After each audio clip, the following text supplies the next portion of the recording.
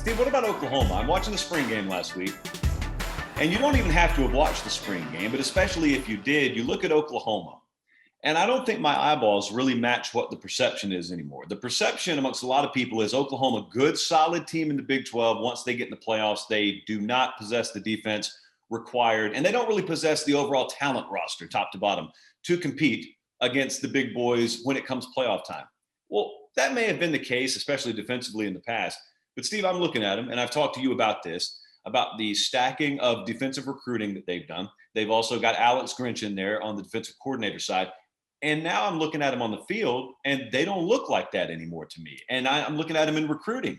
And this is not the first time you and I have spoken about this, but I'll ask you again. Oklahoma, like, they have upped their game year over year, it seems to me, in recruiting. And based on what I've heard from you, it doesn't sound like that's changing this cycle.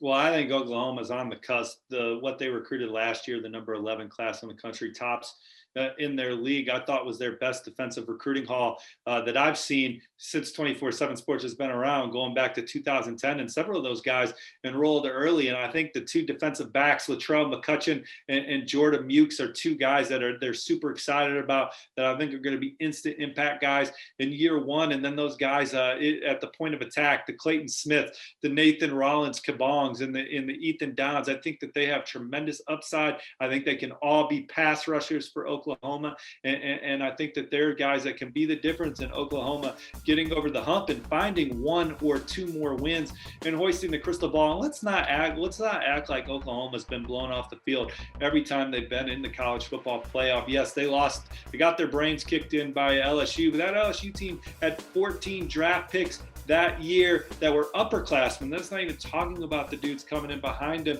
That LSU team was as good a college football team as you and I have seen in quite some time, led by the number one overall pick in Joe Burrow. And so many of those guys made an impact as rookies. They were NFL ready in their last year at LSU, so that was just a loaded LSU team.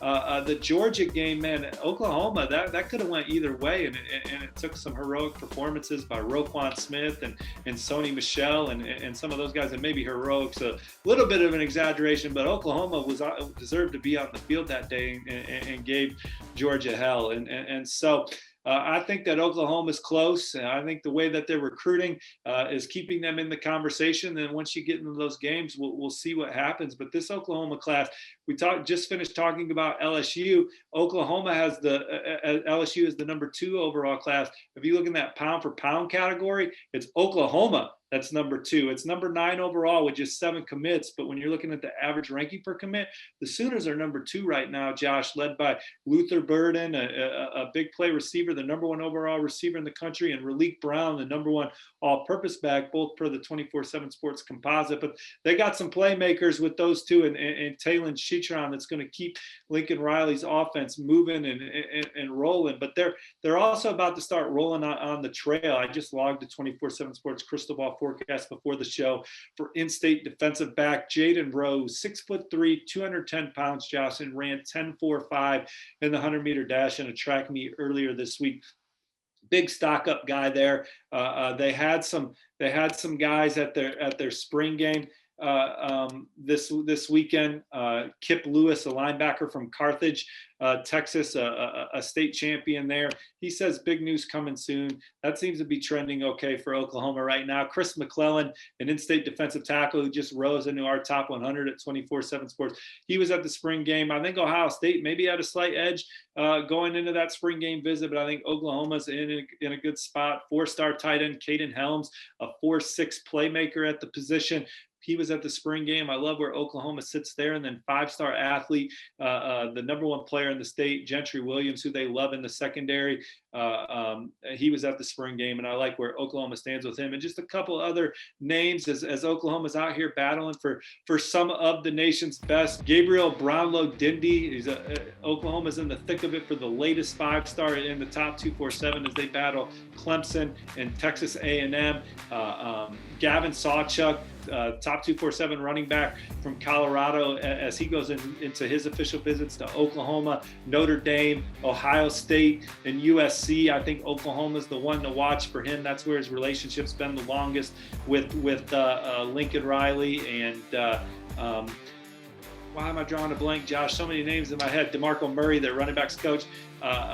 Jake Taylor, the offensive line target from Nevada. I think that Oklahoma's in a good spot for him. They're pushing hard for 5-star offensive lineman Devin Campbell. And Nito Zulu from Allen High is another coveted offensive line target that they're in a good spot for. Javante Barnes going back to Vegas. I think Oklahoma's always been a good place for him. Derek Moore, I'd probably put in a crystal ball for him out of St. Francis Academy in Baltimore soon. Kenyatta Jackson, they're in a good spot for. Amari Abor is another 5-star defensive lineman. That would be huge for Oklahoma. Austin Jordan's a defensive back from Texas. I have crystal ball to the Sooners. Jahad Campbell's going to take an official visit. Malik Agbo and Josh Connerly from Washington State are high on the Sooners. So they're recruiting nationally. There's a ton of interest in their program. And yes, I think that they're going to be national title contenders for years to come. Loaded Whiparound this morning. Loaded. This is just out there on the internet, free for all to see. Steve Wiltfong, I'm Josh Pate. Thanks so much for watching. Keep it locked on 247sports.com for all the latest. Stephen, I will see you next week, sir. Take care, y'all.